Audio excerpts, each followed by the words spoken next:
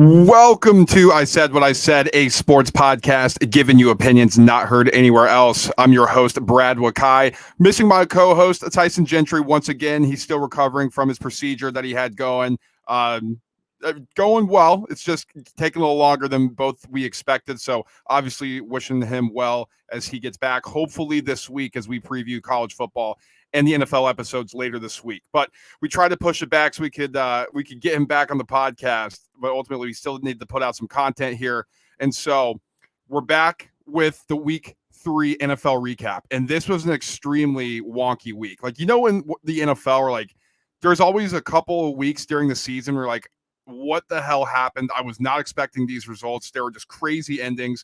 And if you're a red zone watcher, Scott Hansen pointed out, he's like, yeah, there's like only one game within one score. And then literally it was the most exciting witching hour, as they say on Red Zone, that we've had this season. Like, there were crazy finishes. I mean, the Saints were up 17-0. The Packers scored 18 unanswered in the fourth quarter and won. The Chargers-Vikings game, which we'll go into in a little bit here, that was completely off the wall. The Patriots-Jets had a funky ending with them, the Jets almost completing a Hail Mary at the end. Like, Colts-Ravens overtime, just some wild stuff in this one. A lot of interesting things to dive into. But, on this one, we like to go through some of our big storylines, big things that come out. And so we're going to go through the headlines on this episode here, like what's been happening through the 3 weeks that should be discussed right now. And I think it'd be crazy to not start with the Miami Dolphins offense, because what they're doing right now, I mean, we just flat out haven't seen before. They scored 70 points against the Denver Broncos. 70. That's the first time anybody scored that many points since like 1966. Like, they could have gone for the record if they had kicked a field goal at the end of the game by scoring 73 points. It's been the all-time most points scored in a single season, in a single game. It is absolutely nuts what this offense is doing right now. Like, because and this wasn't my term, but I saw it thrown out there, so I want to put that out there for those who haven't. We had the greatest show on turf, which was the St. Louis Rams and that high-flying offense. This is the greatest show on grass, because, I mean, the speed that this offense has, the designs that Mike McDaniel is dialing up, and then the ability for Tua Tagovailoa to put the ball into the hands of his weapons is unbelievable right now. It's just on a different level. Like, Tua, 23 of 26 for 309 yards, 4 touchdowns, no interceptions. The Denver Broncos defenders didn't get a hand on the ball. Not one time did they touch the ball. And you had Devin Achane go for 203 yards on the ground, 2 touchdowns. Raheem Mostert, 82 yards on the ground, 3 touchdowns. It was a fireworks show. 350 yards rushing on the ground for the Miami Dolphins, 376 yards through the air. They had more yards in this game than the Tennessee Titans have had all season. Just think about that. Like, they've had more yards in that game than the Tennessee Titans have had all season long.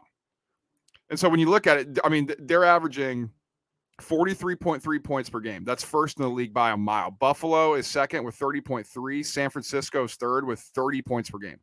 Like, they're averaging almost 2 touchdowns more than the second highest scoring team. Yards per game, 550 yards per game.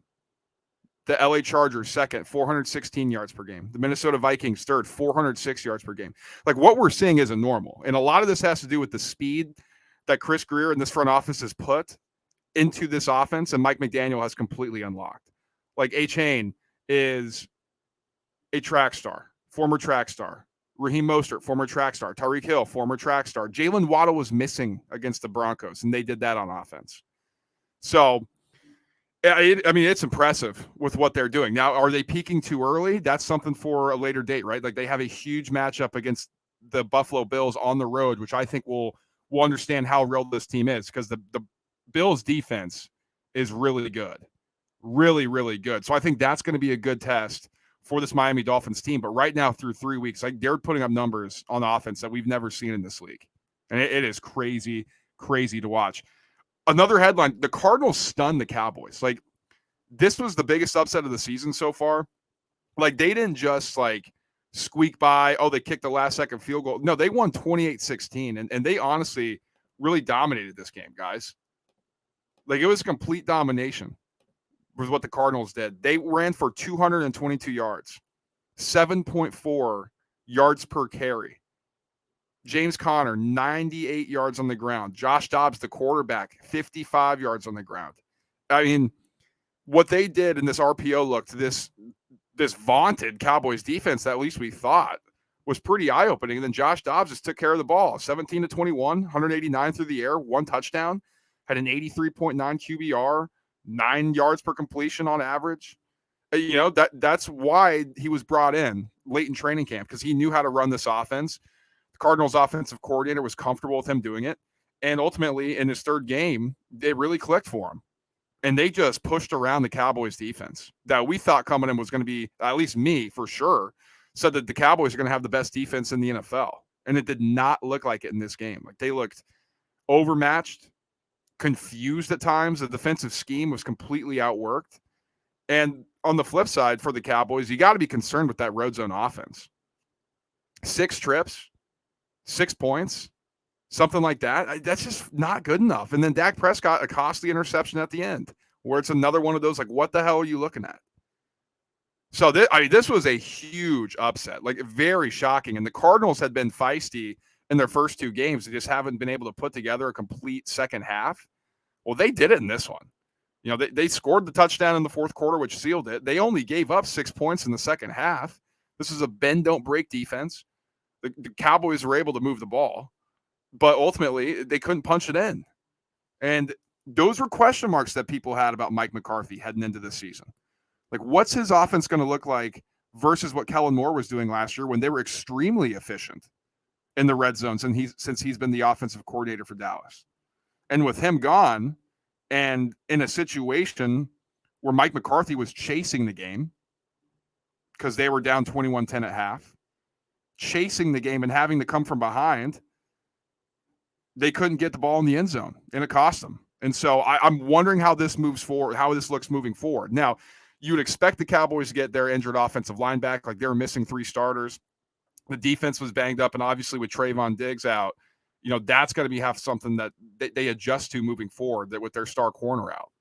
But if this is going to be the Cowboys defense and this is what the offense is going to look like moving forward, they're not going to win the division, which some people thought was going to happen heading into this season. I personally didn't. I still think the Eagles are a better team. Like, just go through the roster. The Eagles are better. They have a better quarterback. They have a better defense on paper, you know, compared to what they did last year. I thought that Cowboys would take a step forward on the defensive end this year, and it looked like they had through the first 2 games. But in this one, it was really eye-opening about maybe what they truly are moving forward. So that's a shocker. I'm definitely going to be monitoring the situation in Dallas going forward. Were they overrated after the first 2 performances of the season? Now, how about this one? This is a big conversation that's been going on. The Chargers almost chargered again. And I know some people, and it's like a divisive thing right now on social media, or if you're talking to your friends, because we know that analytics has gotten into the National Football League at a much higher clip. And the analytics nerds, and I love the bag on them too, but because the analytics nerds, you know, they always just kind of push up their glasses and give you actually the percentage of this and that. If you do this and that, that's it. Where you got the meathead guys like, yeah, but it's football and there's a certain way to run the game. So I think the clashes on between the 2 parties every once in a while. And the Brandon Staley's decision to go for it in his own end zone on 4th and 1, that was a classic example of the meathead guy versus the analytics guy, where meathead guy says punt it and analytics says, well, you should actually go for it here because your chances of winning the game if you do convert are astronomically higher than if you punt here. I actually, on this case, fall on the side of the analytics. And it's not, I wouldn't necessarily say it's rare for me to think that, but I'm not as, it's black and white. The analytics say, do this, you do it. But in this situation on 4th and 1, when this offense had been dominating the Vikings the entire game, and all they needed, up 4 points, was to get 1 yard and they win the game. I think they do that, especially with how their defenses looked and with the high power offense on the other side that the Minnesota Vikings have, where they're in chase mode and everything's a 4-down situation. So I would have gone for it. Now, the play call is where I think you can question a bit, because the fullback dive, really, like, why not just get your 6'6" quarterback and Justin Herbert under center and do a QB sneak? Or, like you've been doing all game, spread out the weak secondary of the Vikings and just shred them up. Get a one-on-one with Keenan Allen and let him go to work. Like, he caught 18 balls, I believe, in this game. I mean, he was ridiculous. He was open constantly, and they shredded him up. 18 receptions for Keenan Allen, 215 yards. So I think the play call really was the thing that I took most issue with in terms of that decision. But I think the idea to go for it, I'm actually like, I don't know. I might have done the same thing here. It was just the idea of not doing a QB sneak or putting the ball in the hands of your best player, Justin Herbert, that I had an issue with. How about the Jags? They fall to 1-2 on the year, 0-2 at home. One of those losses was against the Chiefs. So, okay, that's a step up in class. I think that anybody would maybe give them an excuse for. But to be thoroughly outplayed by the Houston Texans in this one was eye-opening. I mean, guys, the Jags lost by 20 points. They were shut out in the first half. It was 17-0. Trevor Lawrence didn't look good. I mean, it's been another up and down season to start the year for him. Like, remember, he got off to a bad start last year. In this, there was a good turnaround in the second half, but you just can't put yourself into these holes if you're the Jaguars. So you were expected to win this division. Like, you were expected to be you were the huge favorites to win this division. Everybody thought, okay, the Jags won their playoff game. They're moving in the right direction. Guys, I'm telling you right now, Trevor Lawrence is last in a expected points added. Last in the league. Sam Howell is negative 26.8 expected points added. Trevor Lawrence is negative 29.7. He's behind Ryan Tannehill, who's been awful. Kenny Pickett, who's been up and down. Bryce Young, who, the game looks too fast for him right now. Daniel Jones, who's been a turnover machine to start. Desmond Ridder, who can't throw.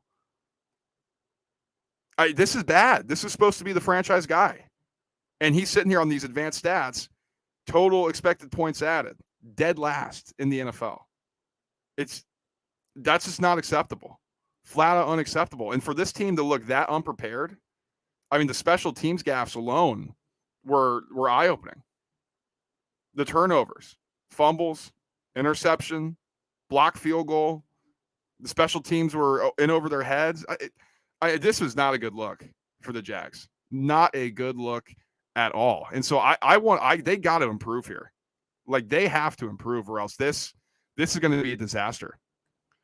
Last headline here. I mean, the Jets are a mess, an absolute mess. And it's not just the Zach Wilson thing, because that's getting the headlines. Okay. Do they go and get a quarterback? Do they trade for Kirk Cousins? Now Kaepernick is writing letters to be on the practice squad. They signed Trevor Siemian. Are they going to stick with Zach Wilson because Robert Salah says that, no, he's our guy? Then there's a report coming out from a local writer that apparently they're close to a mutiny in the locker room, the defense leading the charge, because if anybody else was playing like this, they'd be benched. They wonder why Salah is backing up Zach Wilson so hard. I don't really know what's going on here. I really don't. I'm not in the locker room at all. You'd expect that there'd be a little bit more of a control. I mean, we're only 3 weeks into the freaking season, man. We got 14 more games to go. And if that's the message that's coming out of the locker room right now, this is a powder keg, and it's going to explode, and it's going to be bad. Really bad. Aaron Rodgers responding to Joe Namath's comments that Joe Namath has done with Zach Wilson. Joe Namath is calling out Salah, calling out Joe Douglas, the general manager, saying they don't know how to pick players. They don't know what they're doing. Then Aaron Rodgers going on Pat McAfee saying that the team needs to grow up, that, they need to have more poise, while he's laying in his hospital bed or his bed as he's recovering from an Achilles injury. This is a complete clown show. Complete clown show. So I have no clue what's going to happen there. I mean, I assume that Zach Wilson's going to be replaced at some point. It almost feels like they have to if they want to keep this on track. But who do they get? Do they be aggressive for a stopgap quarterback, bring back Rodgers, give up assets for that 1 year. Like, I have no clue. And I think they're in a tough position because Salah and Joe Douglas, they need to save their jobs. So maybe they are aggressive. Maybe they say, screw it. If we're going to lose our jobs anyway, I mean, screw the franchise. Let's give up assets. Let's go try to get somebody and win. I don't know. I mean, they're going to have their backs against the wall soon, or else they're going to be out of jobs. And it's going to get really, really messy in New York moving forward. All right, let's get in the stock up and stock down, starting with stock up here. How could you not love what Mike McDaniel's doing? It's not just the flashy passing game either, guys. Like, that's what really got the attention last season. And then a lot of people are like, well, it's kind of fluky because, they're not running the ball very well, or they're only running the ball in spurts. And it was weird because Mike McDaniel was the run game coordinator under Shanahan in San Francisco. So a lot of people are like, yeah, I wonder why it's not translating here. Well, I got news for you. It's translated this season because Raheem Mostert and Devin Achane are running out of this world right now. Like, I mean, they are the run game schemes are insane. They're putting up 188.3 rushing yards per game. That's first in the league. Eagles are second with 185.7. San Francisco's third with 162.7 per game. The Dolphins are averaging 6.1 yards per rush. Like, they get a first down every 2 times they run the ball. It's absurd. And then the passing game itself, I mean, 362 a game. Third down efficiency, 46.4. Like, Mike McDaniel's stock is rising as one of the bright young coaches in this league. And it was so crazy to me that this offseason we heard, he's kind of rubbing some people in the wrong way, or, he's a little quirky, or in this and that. Who cares? The dude is obviously a brilliant mind.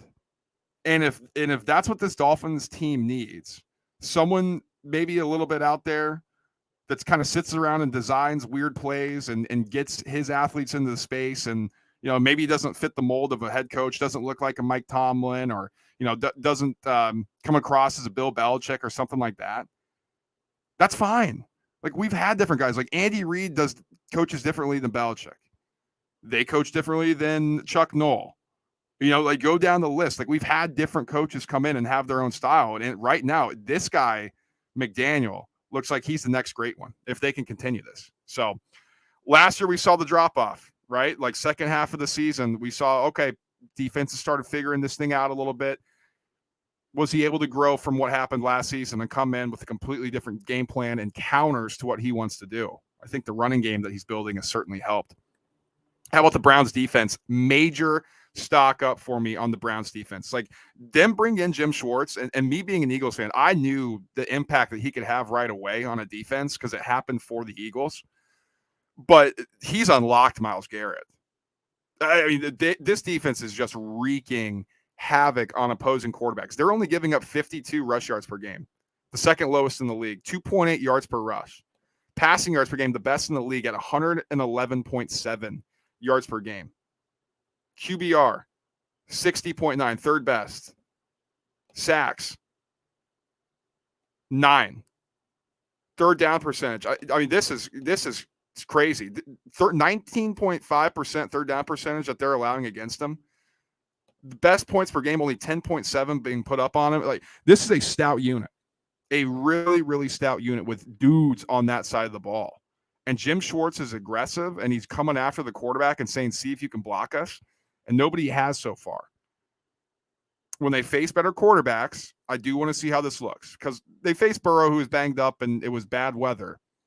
When they start facing some better quarterbacks, I do want to see how this defense holds up. But right now, it's hard not to take notice about how good this Cleveland Browns defense is. Major stock up for me. Third and final one here, the Philadelphia Eagles. It's kind of unfair for me to put it here, just because I was a believer coming into the season about the Eagles, just taking my fan base bias out of it. I mean, I don't know why people were so down on the team coming in. I mean, their roster, it was still at least top 2 or 3 in the league, if not the best. The offensive line, it was still the best in the league. The defensive line, again, a top 3 unit. I don't know where the question marks were on this roster. Like, there was wide receiver core. A.J. Brown, Devontae Smith, a top unit in this league. A really good tight end, Dallas Goedert. They upgraded at running back and getting DeAndre Swift. Jalen Hurts, another year of development. I just didn't understand how people were down on him. And then, they struggled to start against the Patriots. Like, their defense has been off to a good start and everything like that. But, struggled offensively, I should say, to start the season. And then they did that to the Bucs, where the offense looked in sync. I mean, Hurts is still making a few mistakes, but Nick Sirianni after the game said, we're not where we want to be, but we don't have to be. Like, this is a long season. Like, we need to continue to grow. And it's only the third season, or the third game, I should say, of Brian Johnson's career calling plays. So if this offense continues to grow and the defense looks like this, which is completely dominant, this is a scary team, and they could get back in the Super Bowl. So stock up for the Eagles, for all the doubters out there. This is still a really good team, and I think the best team in the NFC. Stock down report. Atlanta Falcons. Oof. The quarterback situation is not good. If they have to play from behind, they got very little chance of winning. Very, very little chance of winning. And Arthur Smith sold us a bill of goods. No, like, we have a different idea. We want to spread things out, and we're going to open up the passing attack, and that has not been the case. And so the concern is, if they do get behind, what's that going to look like? And I think we saw that against the Lions, which they really couldn't do anything about. Guys, they're 155 yards a game through the air. Really?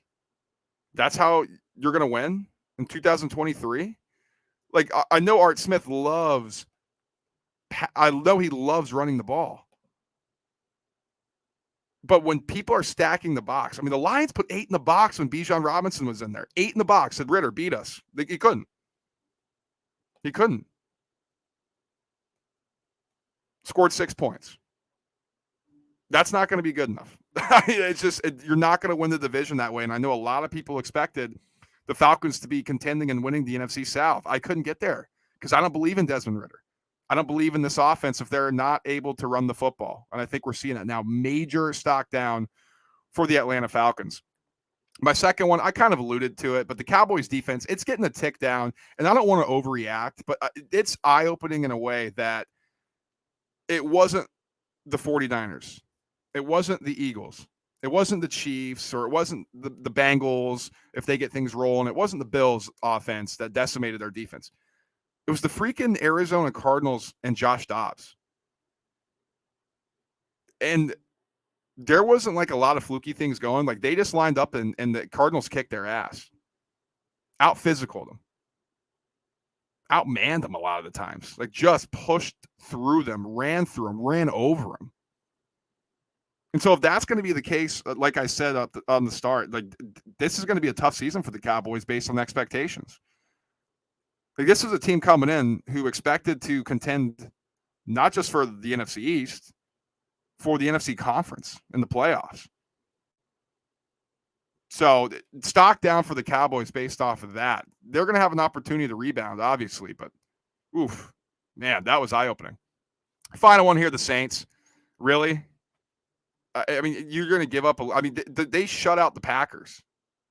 Shut them out. And then they blew the game, gave it away. Like, they had an opportunity to take control of this division.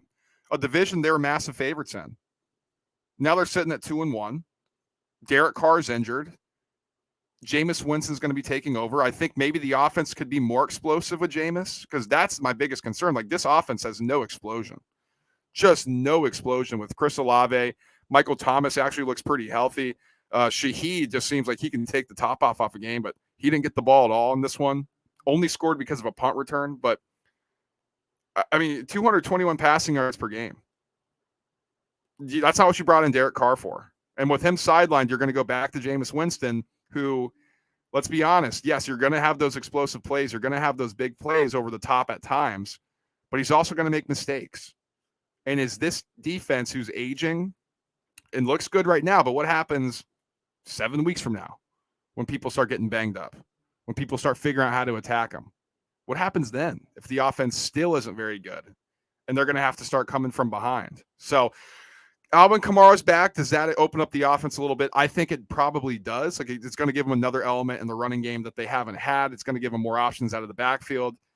I mean, looking at this right now, New Orleans is only averaging 93.3 yards per game. You expect that to increase with Kamara back, but oof, right now. I mean, stock down on what the New Orleans Saints are offensively. That is for sure. Okay, as we always do in this Monday show, we like to look at any of these early actions, any of the early stuff that we like here in Money Making Time, anything that we've placed to try to beat the closing line. We know the NFL is hard to beat. You got to take soft numbers if you can before any movement happens and you get the worst of the number. So my first play of the week here, I already played the 6-point teaser with the Packers up to 7.5 and the Eagles down to 2.5. This is a divisional game on a primetime matchup with the Packers at home against the Detroit Lions. I'm going to take the Packers up to over a touchdown here. I think the only reason really why they're a dog is because of their injury report at the moment. You know, Aaron Jones, there's still question marks. Christian Watson, the wide receiver, there's question marks. The offensive line about if they're going to go in this. If they get a good injury report, I expect the Packers to potentially close as favorites just based on home field advantage and some of the power ratings that are out there. So I think if you can get them right now at 7.5 and above a touchdown, you're going to get very good value on that. And then pairing that with the Eagles down to under a field goal against the Commanders, I love this play. It's minus 134, 6-point teaser here on FanDuel.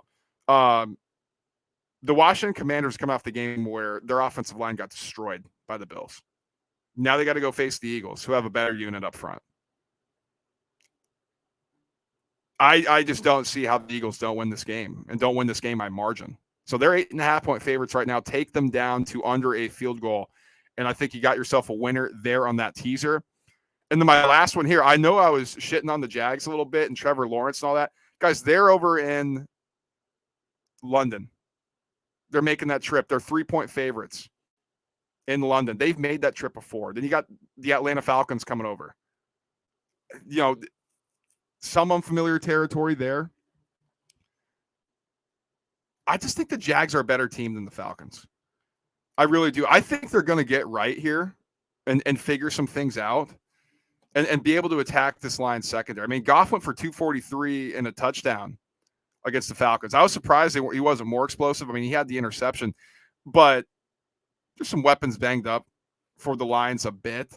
I think this thing's going to get going a little bit here for the Jags. Like, they have to figure out something on offense, and I like a bounce back game. Like, people are going to be down on the Jaguars after they lost to the Texans and got embarrassed by them, and people like this Falcons team. My concern, honestly, if I'm going to tell you the other side, is that the Falcons might be able to run, on this Jags defense. But, you know, and if that's the case, then I think the Jags will attack them through the air and maybe be able to have more explosive plays. At some point could limit exactly what the Falcons want to do. So, and they also have experience facing, you know, a rushing attack in division twice a year in the Tennessee Titans. So I think that could come into play as well.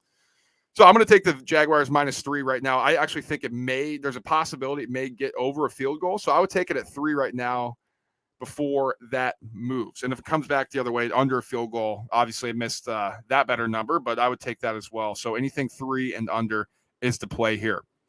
That is going to do it for me. All the rest of our bets that we're playing is going to be in our Chalkboard app. So go check that out. Link is in the description of our YouTube page. And if you're listening in podcast form, the link is in the description as well. It's a free app that's like a Discord. Just free plays in there. We're having some fun. We're having a good time. It's nothing serious, man. Like, we're just trying to have a good time and putting a little wager down. Like, we got the baseball playoff starting. Basketball, I mean, geez, that's about to start. Hockey's about to start. Like, we're gonna have a ton of stuff to be betting on, including college football and NFL football, as well as soccer that's starting to pick up as well internationally at the club level. So make sure to join our free Chalkboard there for all of our picks as we get going moving forward. And like, subscribe, and share the show.